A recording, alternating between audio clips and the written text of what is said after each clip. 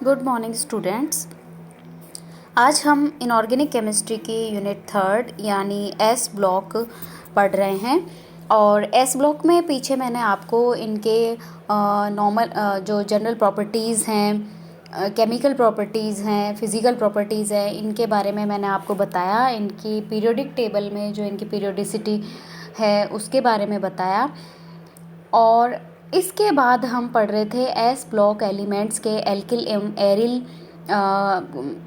जो कंपाउंड्स हैं उनके बारे में हम बात कर रहे थे जिसमें मैंने आपको बताया था कि जो एस ब्लॉक एलिमेंट्स हैं उनके एल्किल और एरिल कंपाउंड्स में जो लिथियम के एल्किल कंपाउंड्स होते हैं ये स्टेबल होते हैं और इनकी काफ़ी सारी तो आज हम पिछले टर्न पे मैंने आपको एल्किल एवं एरिल कंपाउंड्स की प्रॉपर्टीज़, इनको मेथड ऑफ प्रिपरेशंस के बारे में हमने पढ़ा था। और अब हम बात करते हैं इनकी केमिकल प्रॉपर्टीज़ के बारे में।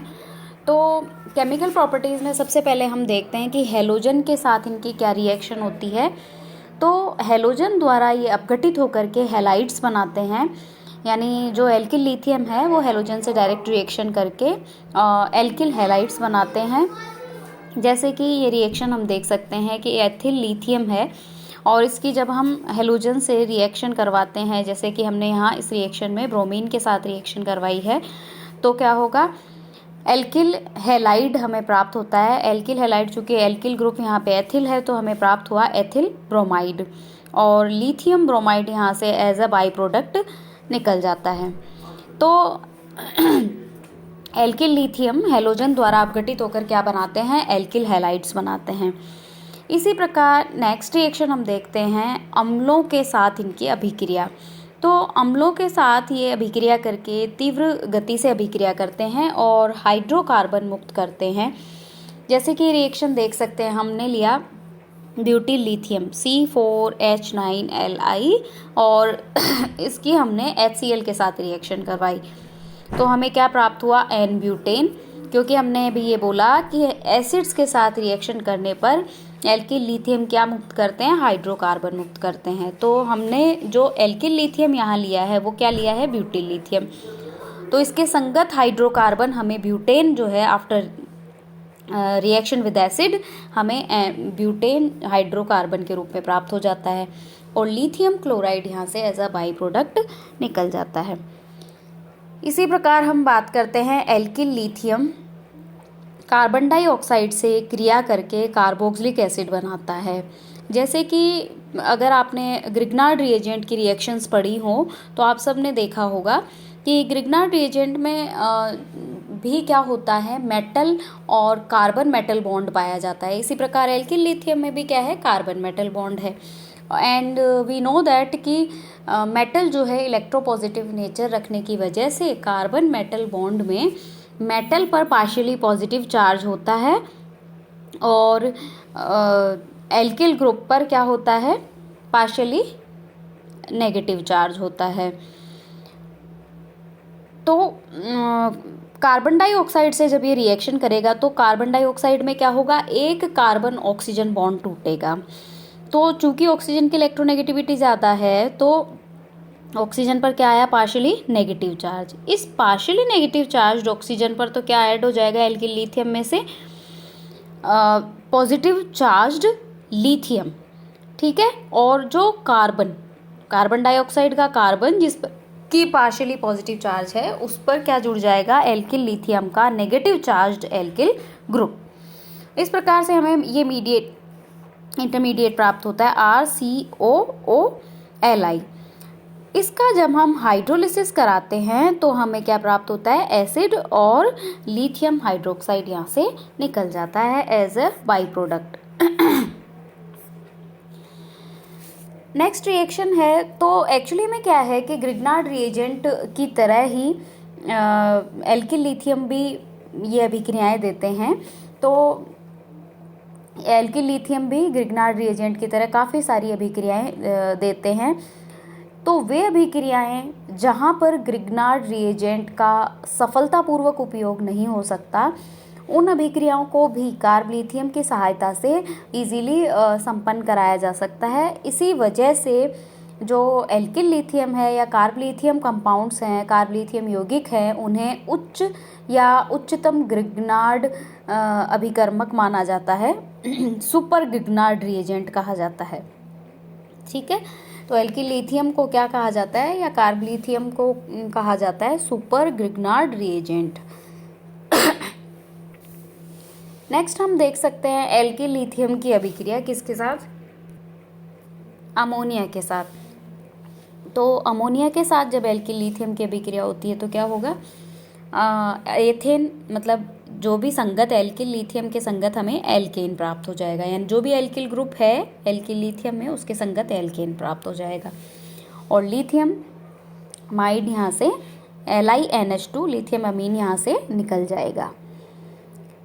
ठीक है, तो नेक्स्ट रिएक्शन है हम जैसे एल्किल लिथियम या कार्ब लिथियम यौगिकों की अभिक्रिया अल्कोहल से कराने पर क्या प्रोडक्ट मिलेगा। तो आप देख सकते हैं मैंने यहाँ पर 3 अल्कोहल के साथ ये रिएक्शन शो करी है। फर्स्ट रिएक्शन में हमने लिया है प्राइमरी अल्कोहल। जब प्राइमरी अल्कोहल की रिएक्शन एल्किल लिथियम से कराएंगे तो क्या होगा, लिथियम हाइड्रोक्साइड यहाँ से निकल जाएगा और हायर हाइड्रोकार्बन्स हमें प्राप्त होते हैं, या हायर एल्केन्स जो है प्राप्त होते हैं। इसी प्रकार अगर सेकेंडरी अल्कोहल से क्रिया करवाएंगे तो क्या होगा, वही हायर एल्केन्स प्राप्त होंगे, लेकिन ब्रांच्ड हायर एल्केन्स प्राप्त होंगे यहाँ पर। तो एल्किल हैलाइड से क्रिया कराने पर जो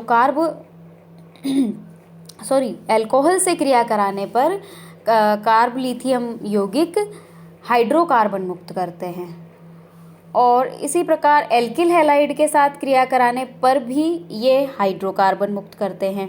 तो जैसा कि आप देख सकते हैं यहाँ रिएक्शन दी है मैंने Rx यानी एल्किल हैलाइड की। जब एल्किल लिथियम के साथ अभिक्रिया करवा रहे हैं तो हायर एल्केन प्राप्त हो रहा है और लिथियम हैलाइड यहाँ से रिमूव हो रहा है।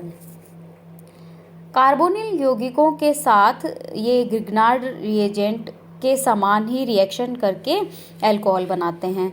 तो जैसे हम अल्कोहल जब हमने यूनिट पढ़ी, सेकेंड ईयर में है अल्कोहल, तो अल्कोहल एक्चुअली में बनाने के लिए जो विधियां अगर आप आगे फर्दर क्लास में पढ़ेंगे तो क्या होगा कि हम ग्रिग्नार्ड रिएजेंट काम में लेते हैं, और ग्रिग्नार्ड रिएजेंट से हम प्राइमरी, सेकेंडरी, टर्शरी तीनों प्रकार के अल्कोहल बना सकते हैं। तो सेम रिएक्शन जो है कार्बोनिल यौगिकों के साथ एल्किल लिथियम भी दर्शाता है, लेकिन एल्किल लिथियम की जो मात्रा है इस अभिक्रिया में वो सीमित होनी चाहिए या लिमिटेड होनी चाहिए, अदरवाइज यहाँ पर अल्कोहल की बजाय हाइड्रोकार्बन बनेंगे।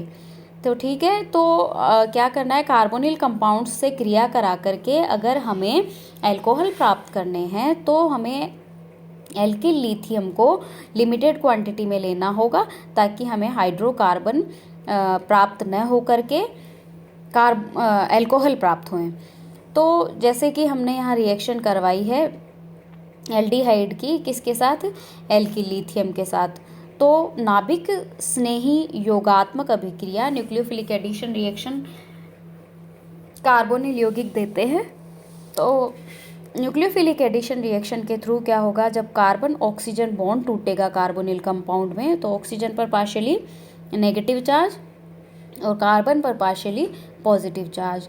इस पॉजिटिव चार्ज्ड कार्बन पर एल्किल लिथियम का नेगेटिव चार्ज्ड जो एल्किल ग्रुप है वो ऐड हो जाएगा, और इलेक्ट्रोपॉजिटिव मेटल जो है वो ऑक्सीजन के पास चली जाएगी।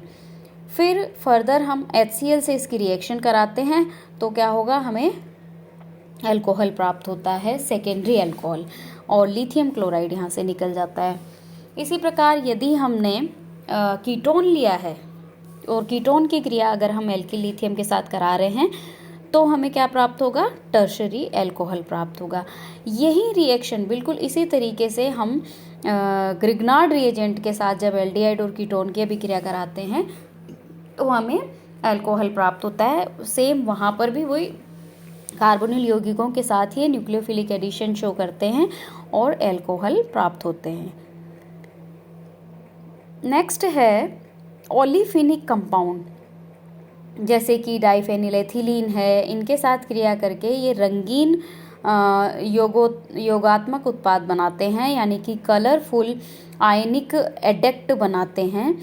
जैसे कि एन ब्यूटिल लिथियम है, इसकी अभिक्रिया हमने phenyl PH2C double bond CH2 यानी 1,1 डाइफेनिल एथीन के साथ जब हम रिएक्शन करवाते हैं तो हमें ये एडक्ट मिलता है PH2C minus Li plus CH2 N C4H9